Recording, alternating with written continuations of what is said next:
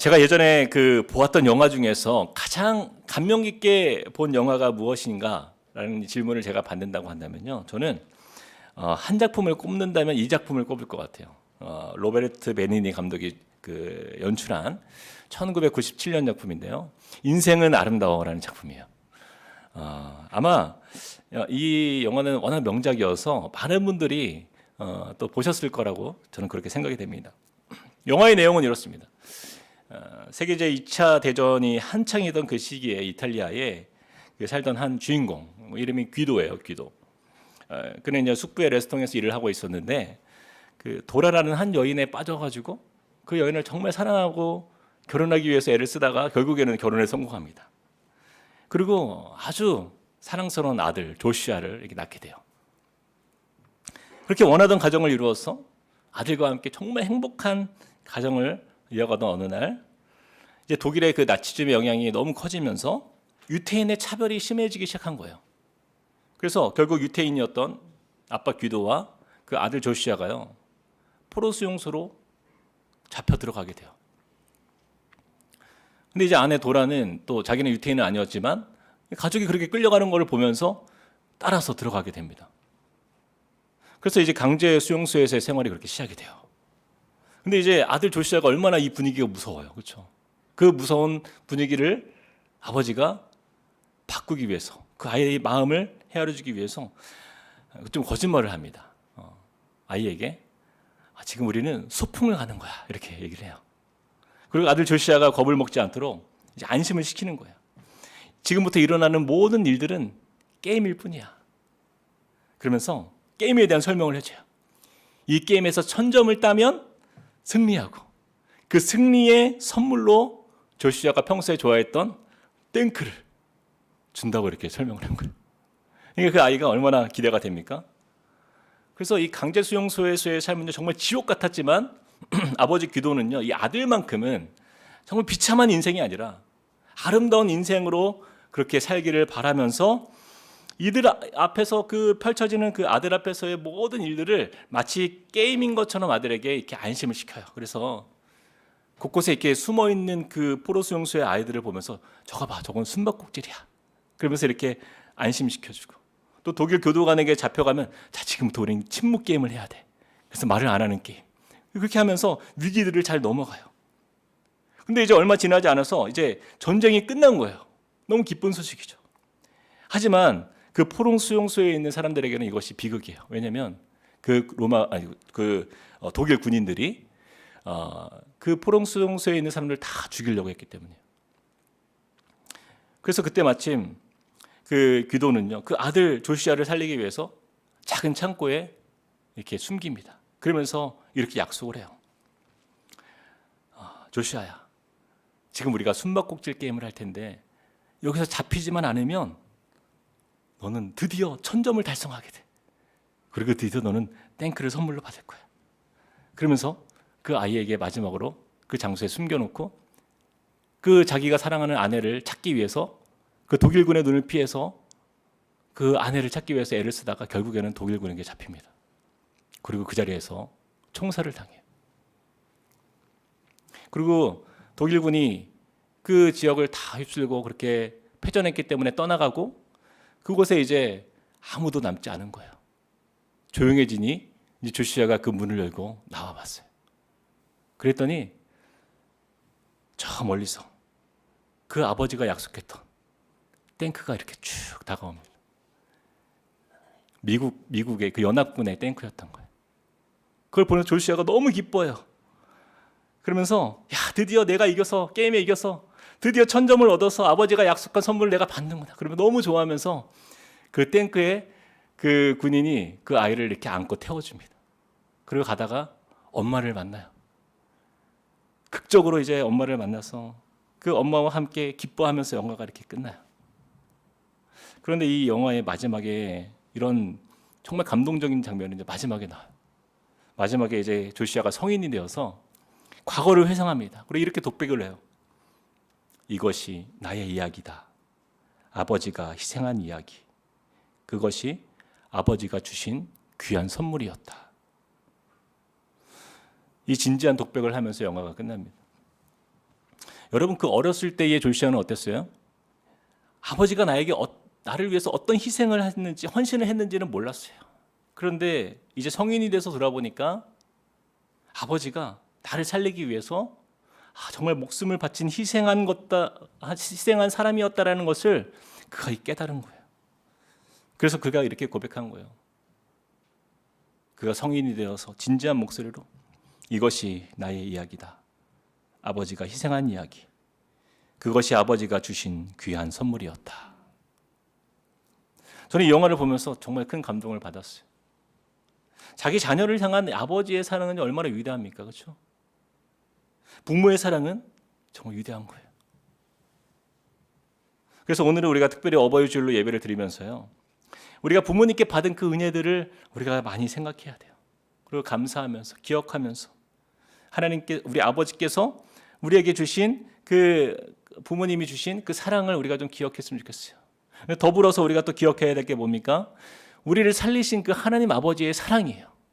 우리 아버지께서 우리를 구원하시기 위해서 독생자 예수를 보내시고, 그리고 우리를 이 자리에 있게 하지 않았습니까? 그렇죠?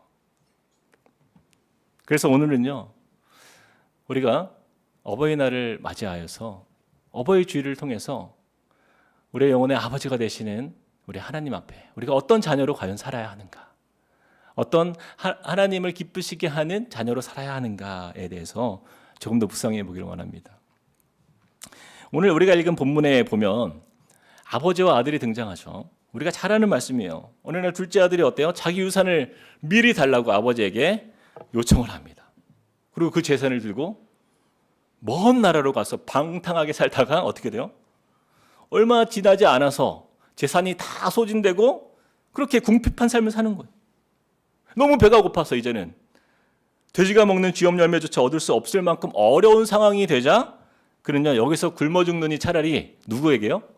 아버지에게 가서 차라리 종이 되더라도 가는 게 낫겠다 하면서 후회하면서 그렇게 가요. 아버지가 심한 책망과 벌을 주셔도 그냥 그래도 내가 살 수만 있다면 아버지한테 간 거예요. 그런데 아버지의 반응이 놀랍죠. 멀리서 아들을 보고는요, 뛰어옵니다.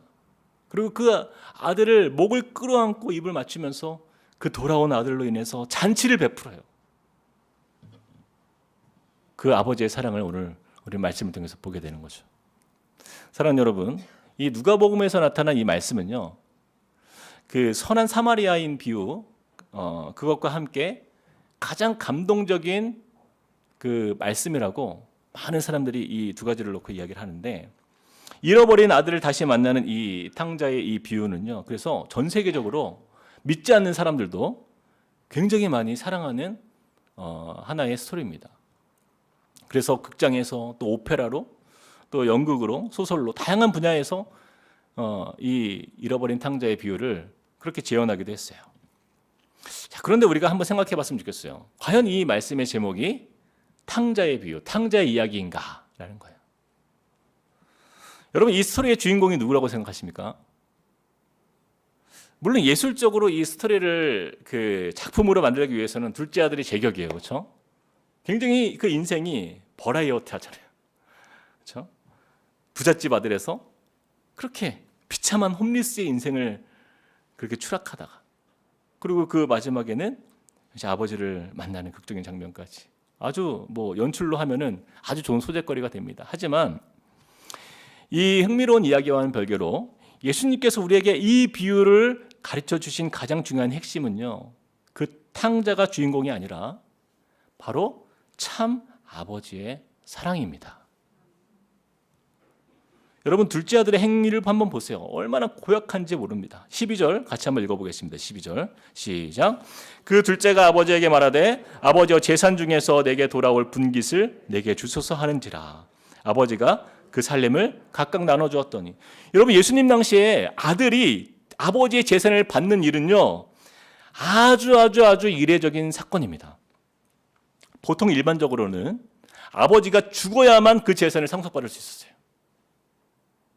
즉, 그렇다면 지금 이 아들의 요구는 뭐예요?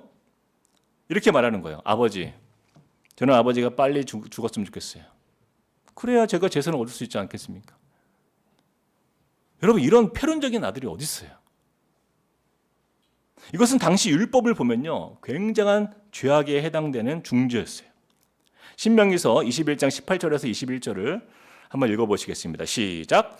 사람에게 완악하고 패역한 아들이 있어 그의 아버지의 말이나 그 어머니의 말에 순종하지 아니하고 부모가 징계하여도 순종하지 아니하거든 그의 부모가 그를 끌고 성문에 이르러 그 성읍 장로들에게 나아가서 그 성읍 장로들에게 말하기를 우리의 이 자식은 완악하고 패악하여 우리의 말을 듣지 아니하고 방탕하며 술에 잠긴 자라 하면 그 성읍의 모든 사람들이 그를 돌로 쳐 죽일지니 이같이 내가 너희 중에서 악을 제하라. 그리하면 온 이스라엘이 듣고 두려워하리라.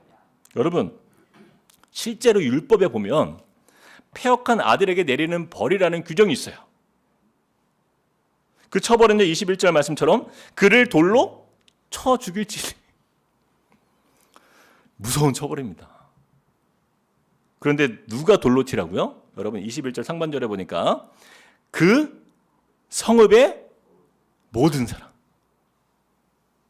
그를 돌로 쳐 죽일지니 이같이 네가 너희 중에서 악을 제하라. 자기 아들이 완악하고 패역한데 왜 그 성읍 사람들이 그를 돌로 쳐 죽이냐고요. 구약시대 당시에는요, 이 부모에게 패역한 아들을 처벌할 때는 그 동네에서 모두가 보는 앞에서 마치 전염병의 근원을 제거하는 것처럼 다른 가정들의 자녀들이 이런 죄를 본받지 못하도록 강력하게 처벌을 했다라는 거예요. 만약에 지금 저와 여러분이 사는 이 시대에 이 율법이 적용된다라고 하면 우리 자녀들은 아마 나만 하지 않을 것 같습니다. 돌을 피해서. 여러분, 이런 강력한 처벌이 동반되는데, 그렇기 때문에 예수님의 이 비유의 말씀에 등장하는 아버지의 반응은요, 굉장히 특별한 거예요. 아버지의 유산을 가로채서 집을 떠난 이 아들의 이야기는요, 예수님 당시 듣는 이들로 하여금 굉장한 마음의 분노를 일으키게 하는 일이에요. 어떻게 아버지가 살아계신데 그 재산을 달라고 할 수 있냐? 그 말을 들으면 굉장히 화가 날 수 있는 스토리예요. 아마 제 생각에는 그 예수님의 말씀을 듣고 있던 사람들이 주위에 돌들을 이렇게 찾지 않았을까 생각했을 것 같아요. 자동적으로. 그런데 여러분, 아버지의 반응을 보세요. 둘째 아들이 아버지가 팔팔하게 살아계시는데도 불구하고 유산을 요구했다. 그래요. 사랑하는 아들이니까 돌로 치지는 못할 망정 아버지가 화를 내고, 그렇죠? 기가 차서 언성을 높이고 노발대발하는 것이 자연스러운 것이에요. 근데 어떻게 반응해요? 12절 말씀. 아버지가 그 살림을 각각 나눠 주었다. 그냥 그렇게 아들이 원하는 대로 재산을 내어주는 거예요. 여러분 어때요? 너무나 무기력한 아버지의 모습 같아요. 이런 아들은 그냥 다리 몽둥이를 부러뜨려가지고 집구석에 앉혀놔서 그렇게 해야지 좀 말이 되지 않습니까? 그렇죠? 왜 그랬을까? 그 아버지의 모습은요, 바로 우리 아버지 하나님의 우리를 향한 사랑의 마음이기 때문이에요. 하나님은요, 우리가 선택적으로 우리가 선택을 할 수 있잖아요. 모든 삶에서 죄를 사랑해서 아버지를 떠날 때 하나님은요, 안타까운 마음으로 우리를 묵묵히 지켜보십니다. 그것은 하나님이 힘이 없어서가 아니에요.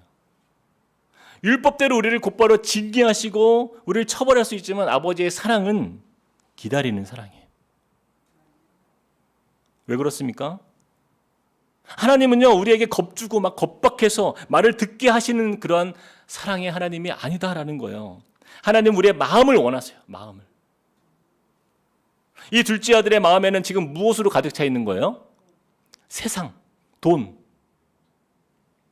그 세상의 즐거움들. 그 마음에는 아버지에 대한 사랑은 지금 없어요. 마음을 향해서 그 세상으로 향해서 그 마음이 떠나 있는 그 아들의 모습을 보는 거죠. 그런 아들을 억지로 붙들어 논다 한들 아버지의 기쁨이 있을까 없을까요? 그런 기쁨이 없는 거예요. 그래서 하나님 아버지를 향한 그 기쁘시게 하는 자녀가 되는 첫 번째 그 자녀가 되는 것, 그 비결이 되는 것, 그것은 바로 우리가 따라서 한번 읽어보겠습니다. 시작. 아버지를 향한 사랑의 마음을 드리는 자녀입니다. 그래서 우리가 이 마음이 중요한 거예요. 여러분, 자녀 이기는 부모 없다라고 이렇게 하잖아요. 그렇죠? 자녀 이기는 부모 없다. 우리 하나님이 그러세요.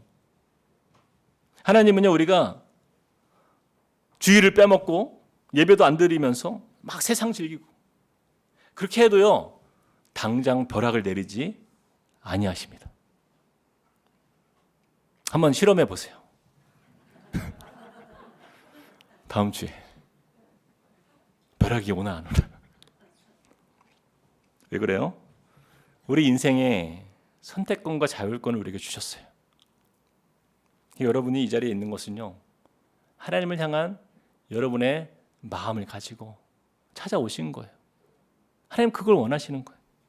하나님 아버지께서는요, 억지로 신앙생활하고 억지로 예배드리고 그렇게 마음에도 없는 그런 헌금 원치 않으세요. 하나님은 우리의 마음을 얻기 원하십니다. 여러분, 예를 들어서 우리 자녀들이요, 자, 어버이날이잖아요. 어버이날, 어버이주일. 근데도 주일인데, 주일이면 쉬잖아요. 근데도 막 바쁘다고 막 이리 핑계 대면서 찾아오지도 않고 그냥 용돈만 보내줄 때 행복합니까? 아니면 잠깐이라도 찾아와서 함께 따뜻한 밥 한 끼 먹으면서 마음을 나누는 그런 자녀와 있는 게 행복합니까? 여러분, 여기서 흔들릴 줄은 몰랐네요. 용돈을 많이 해주는 게 차라리 안 하는 것보다 그럴 수도 있죠. 네, 그럴 수도 있습니다. 네. 여러분들 과대평가했습니다. 자, 물론 용돈도 많이 주고 그리고 밥도 같이 먹는 자녀는 최고죠. 네. 그런데 여러분, 한 가지만 꼽으라고 한다면 돈이 필요 있습니까? 필요하죠. 그러나 그것보다 내 자녀가 내 가까이에서 한 번이라도 만나주고 같이 식사하면서 그 삶을 나누어주고 자기의 이야기를 해주고 그럴 때 부모는 가장 행복한 거예요. 그렇죠?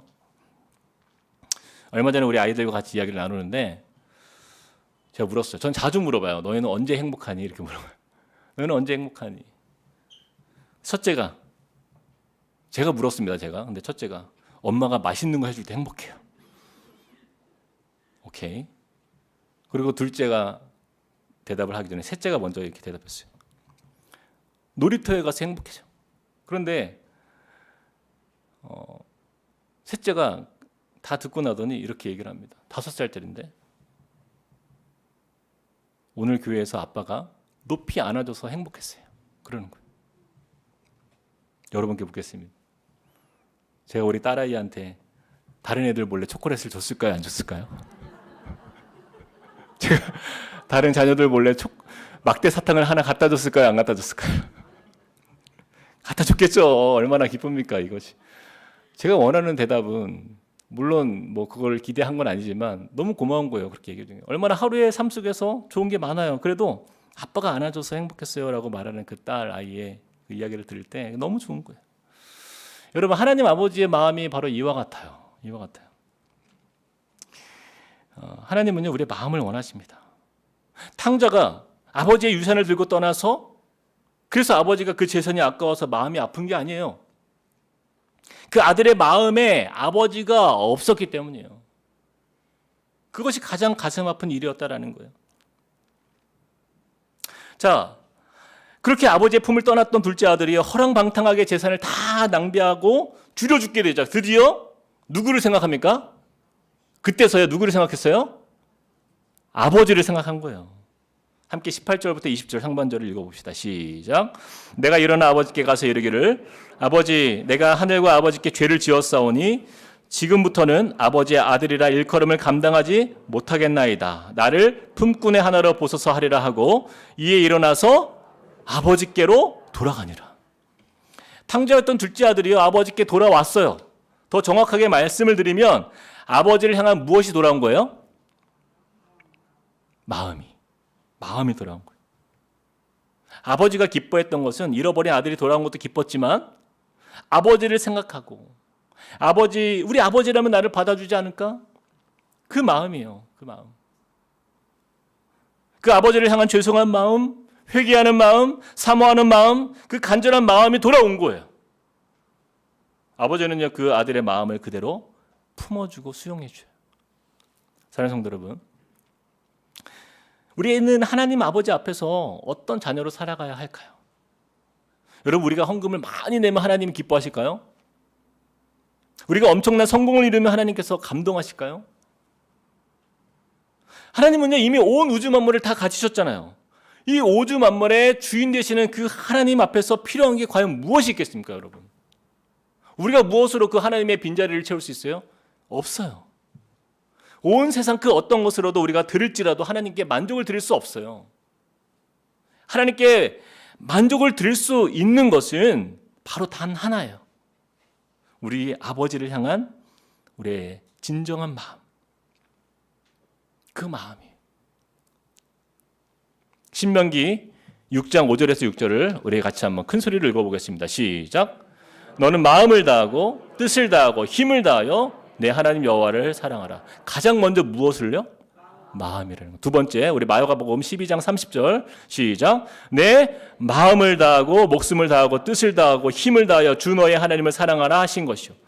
여러분, 하나님을 사랑하되 가장 먼저 무엇을 다하여 사랑하라는 거예요? 마음이에요. 하나님 아버지께서 자녀된 우리에게 요구하시는 그 사랑은요, 이 구약의 말씀과 신약의 말씀에서 동일하게 이어지는 거예요. 바로 마음을 다하는 사랑이다. 우리가 아무리 이곳에서 아름다운 예배드리고 멋진 찬양을 올려드리고 우리의 마음이 그럼에도 불구하고 하나님께 향하지 않는다라고 한다면 저와 여러분은요, 우리가 이 자리에서 아무리 말씀 듣고 찬양하고 기도해도요, 우리는 이 예배 자리에 없는 것과 같아요. 하나님은 우리의 예배를 받은 적이 없다라고 말씀하십니다. 우리 함께 로마서 12장 2절 말씀을 같이 한번 읽어보겠습니다. 시작.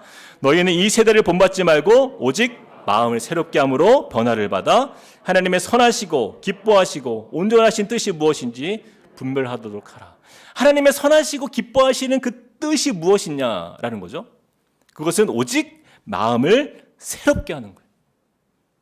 이 탕자가 바로 그 상황인 거예요. 마음이 리셋된 거예요. 새로워진 거예요. 아버지를 향한 세상 속에서 빼앗겼던 그 잃어버린 그 마음이 새롭게 되어서 다시 아버지를 향한 마음으로 바뀌었던 것처럼 바로 저와 여러분의 마음이 우리 예배를 통하여서 새롭게 되기를 주님의 이름으로 축복드립니다. 자, 이어서 하나님 아버지를 기쁘시게 하는 자녀는요, 자, 두 번째 같이 한번 읽어볼까요? 시작.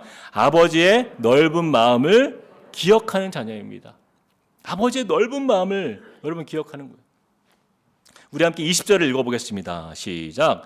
이에 일어나서 아버지께로 돌아가니라. 아직도 거리가 먼데 아버지가 그를 보고 측은히 여겨 달려가 목을 안고 입을 맞추니. 자, 여러분, 아들이 돌아온다는 소식을 듣고는요, 가만히 있을 수가 없었어요. 아마 그 종들에게 이야기를 들었겠죠. 아들이 돌아오고 있어요. 그 주인에게 그렇게 얘기를 했겠죠. 그러니 그 아버지가요, 그 소식을 듣고는 그 문 밖에 서서 그 아들을 기다리는 거예요. 드디어 그 아들이 쫙 멀리서 나타났는데 기다릴 수가 없는 거예요.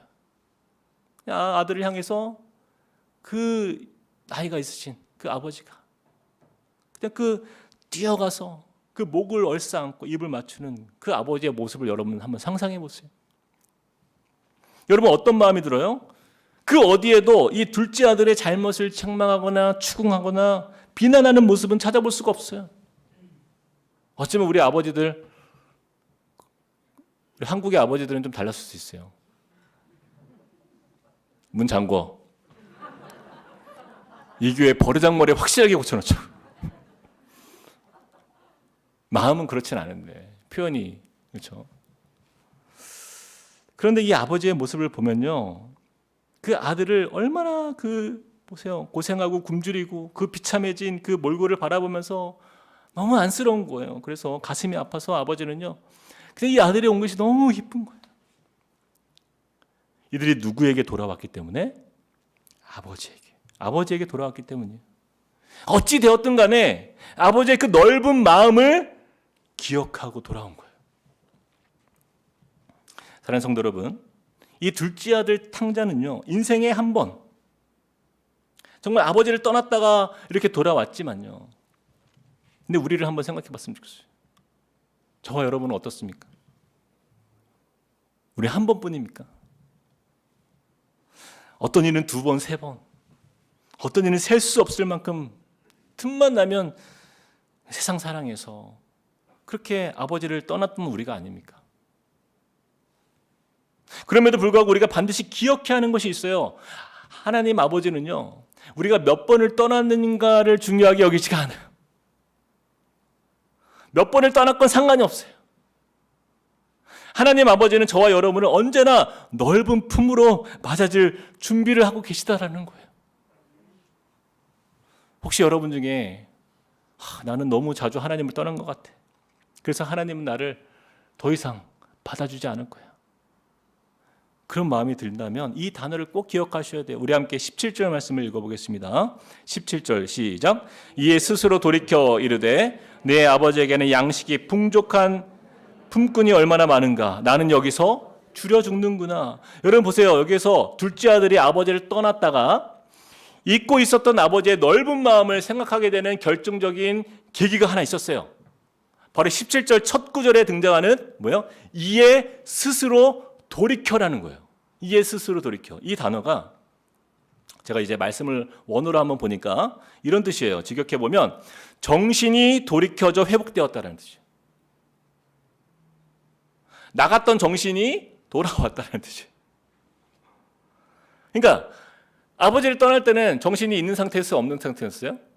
없는 상태. 아버지를 떠날 때는 없는 상태예요. 근데 나가서 그렇게 죽도록 고생해 보니까 드디어 이에 스스로 돌이켜 제정신이 돌아와 이르되라는 뜻이에요. 제정신이 돌아와 이르되. 아버지의 넓은 마음을 기억하여 돌아가기로 생각한 것이 여러분 그것이 제정신입니다. 여러분. 사랑하는 성도 여러분, 이것이 우리의 영적 상태를 의미하는 것이에요. 성경적으로 볼 때 우리는 과연 제정신으로 살고 있는가? 여러분 우리의 마음이 하나님께 향하지 않는다라고 한다면 스스로 생각하세요. 내가 지금 제정신이 아니구나. 제정신이 아니구나. 우리의 마음이 하나님께 향하여서 이에 스스로 돌이켜. 그렇죠? 이에 스스로 돌이켜. 이전과 이후의 이 아들의 모습은요 너무나 달라요. 정신이 돌아온 거예요. 아버지의 넓은 마음을 그가 기억하면서 그리고 아버지께 돌아가기로 결단한 거예요. 하나님 아버지는요 성경 곳곳에서 우리에게 아버지의 품으로 돌아오라고 늘 말씀하세요. 요엘서 2장 12절 말씀 같이 한번 읽어봅시다. 시작. 여호와의 말씀에 너희는 이제라도 금식하고 울며 애통하고 마음을 다하여 내게로 돌아오라. 스가랴서 1장 3절도 읽어보겠습니다. 시작. 그러므로 너는 그들에게 말하기를 만군의 여호와께서 이처럼 이르시되 너희는 내게로 돌아오라. 만군의 여호와의 말이니라. 마지막으로 이사야서 44장 22절 시작. 내가 내 허물을 빽빽한 구름같이 내 죄를 안개같이 없이 하였으니 너는 내게로 돌아오라. 내가 너를 구속하였음이라. 여러분 반복적으로 나타나는 단어가 뭐예요? 내게로 돌아오라는 거예요. 그 아버지의 넓은 품이 기다리고 있다라는 거예요. 그것을 기억하고 이에 스스로 돌이켜 아버지를 향한 마음을 기억하라는 거예요. 제가 이 말씀을 준비하면서 이 대목에서 저절로 제 입에서 이 찬양이 흘러나오더라고요. 찬송가 528장 주 예수가 우리를 부르는 소리 그 음성 부드러워. 근데 그 다음 가사에 보면 이렇게 고백해요. 그 둘째 아들이 언제 올까 그 초조하게 문 앞에서 기다리는 그 아버지의 모습이 나와요. 문 앞에 나와서 사면을 보내. 우리를 기다리네. 오라 오라 방황치 말고 오라. 죄 있는 자들아 이리로 오라. 한번 불러볼까요? 주 예수가 부르는 예수가 우리를 부르는 소리 그 음성 부드러워 문 앞에 사와서 사면을 보며 우리를 기다리네. 오라 오라 오라 오라 방황 잊지 말고 오라. 죄 있는 자들아 이리로라. 주 예수 앞에 오라. 아멘. 오늘 말씀을 마무리하겠습니다. 여러분, 어버이날을 우리가 맞이하면서 우리 육신의 부모를 기억하고 감사하는 동시에 여러분, 오늘만큼은요 우리 하나님 아버지를 좀 기쁘시게 하는 자녀로 살겠다는 그런 고백이 우리 안에 좀 있었으면 좋겠어요. 그 아버지의 그 은혜를 기억하면서 아버지를 향한 우리의 사랑의 마음을 드리는 자녀, 또한 아버지의 넓은 마음을 기억하면서 주님께 들어가기로 결단하는 자녀. 모든 삶의 순간마다 이에 스스로 돌이켜 그 아버지의 넓은 사랑이 기억나야 돼. 그렇게 우리 아버지의 마음을 기억하는, 우리 주님의 하나님 되심에, 우리 아버지 되심에 감사하며 그분을 시원케 하고 그분의 마음을 기쁘시게 할 수 있는 우리 함께 꿈꾸는 교회 모든 성도님들 되시길 주님의 이름으로 축복드립니다. 우리 시간에 같이 한번 찬양하실 텐데요. 우리 이 찬양 들었으면 좋겠어요. 아버지 사랑 내가 노래해. 우리 하나님 아버지의 사랑은 그 누구도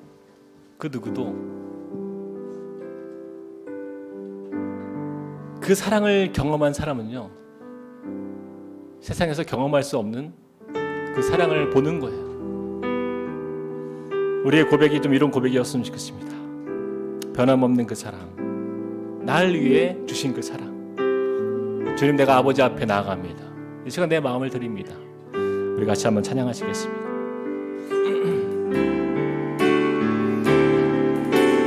아버지 사랑 내가 노래해. 아버지 은혜, 아버지 은혜 내가 노래해. 그 사랑 변함없으신, 거짓 없으신, 성실하신 그 사랑. 상한 갈 때 꺾지 않으시는, 꺼져가는 등불 끄지 않는, 꺼져가는 등불 끄지 않는 언제나 넓은 사랑으로 우리를 품어주시는 그 사랑을 기억하며 우리가 나아갑니다. 거짓, 우리 아버지의 사랑은 바로 이와 같습니다. 신실하신 그 사랑,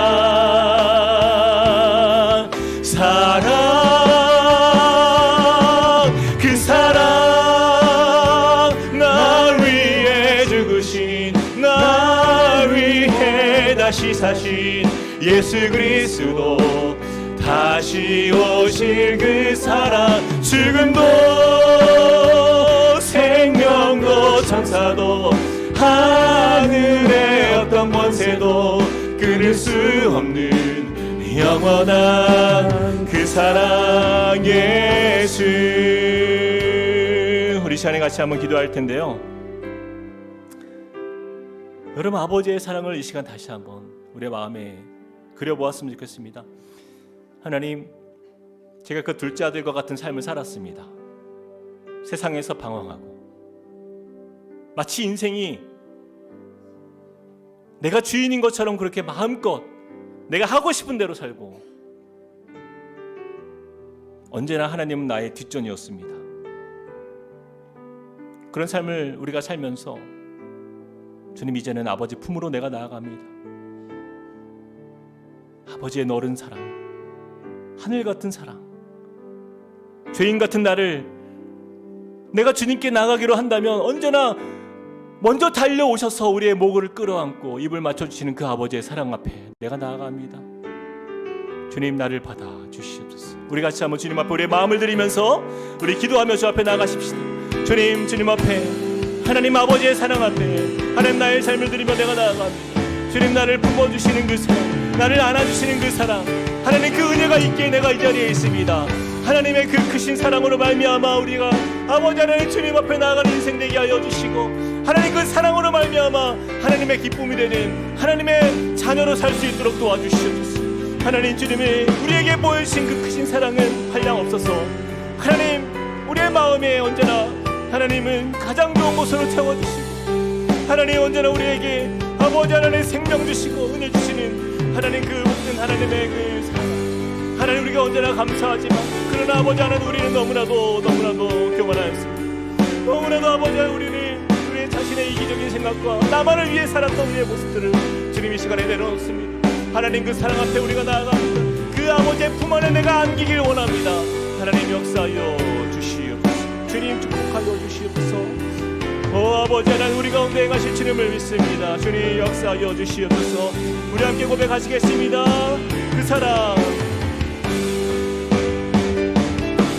그 사랑 나 위에 누구신 나 위에 다시 사신 예수 그리스도 다시 오실 그 사랑 지금도 생명도 천사도 하늘의 어떤 권세도 그늘 우리 그 자리에 다 함께 일어나서 그 사랑 얼마나 아름다운지 그 사랑 얼마나 아름다운지 그 사랑 얼마나 그 사랑 얼마나 날 부욕해 하는지 그 사랑 얼마나 크고 놀라운 우리를 향한 그 아버지의 사랑은 이와 같습니다. 주님의 그 사랑으로 내가 나아갑니다. 우리 함께 한 번 더 고백합시다. 그 사랑 얼마나 아름다운지 그 사랑 얼마나 아름다운지 그 사랑 얼마나 날 부욕해 하는지 그 사랑 얼마나 크고 놀라운지를 그 사랑 얼마나 나를 감격하게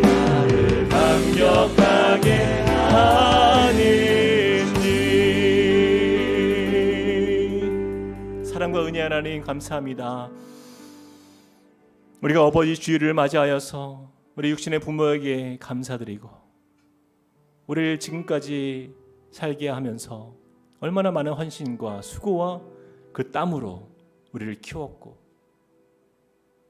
이 모든 것이 또 우리 부모의 사랑과 은혜가 있었기 때문입니다. 하나님 그렇기에 우리 영의 아버지가 되시는 하나님 아버지께서는 그런 우리를 그 참 아버지의 본으로 우리에게 사랑하신 그 사랑 우리가 그 아버지의 사랑을 담기 원합니다. 그 사랑을 배우길 원합니다. 하나님 우리가 그러한 부모가 되게 하시고 또한 하나님 아버지의 마음을 기쁘시게 하는 자녀가 되게 될 수 있도록 인도하여 주시옵소서. 하나님 오늘 주신 말씀처럼 하나님 주님은 다른 것을 우리에게 원하는 것이 아니라 우리의 마음을 원한다 하셨습니다. 그러나 돌이켜보면